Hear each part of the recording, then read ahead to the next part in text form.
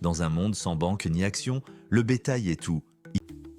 Nous l'avons déjà dit, pour les Dinka, le bétail est une famille, pas seulement un bien. C'est le fondement de leur univers. Pour un homme Dinka, un taureau n'est pas qu'un animal, c'est sa seconde âme. Après l'initiation, chaque jeune homme reçoit un taureau qui devient son ami esprit, Garmalou.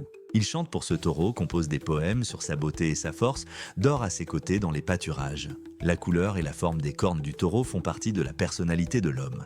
Il peut même prendre un nom lié à celui de son taureau préféré. Le statut d'un homme se mesure non seulement au nombre de têtes de bétail, même si c'est important, mais aussi à son lien avec les taureaux. Comment il soigne son garmalou, la force de ses chants sur les taureaux, la profondeur de sa compréhension de leur nature. Le bétail, c'est la monnaie. Il sert à payer la dot, la nourriture, les sangs, rarement de la viande lors des fêtes.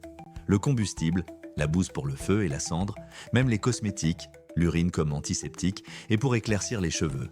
Mais surtout, c'est le pilier spirituel. Perdre un taureau est une tragédie comparable à la perte d'un membre de la famille. Pour le vol de bétail, on peut tuer sans hésiter. Dans un monde sans banque ni action, le bétail est tout.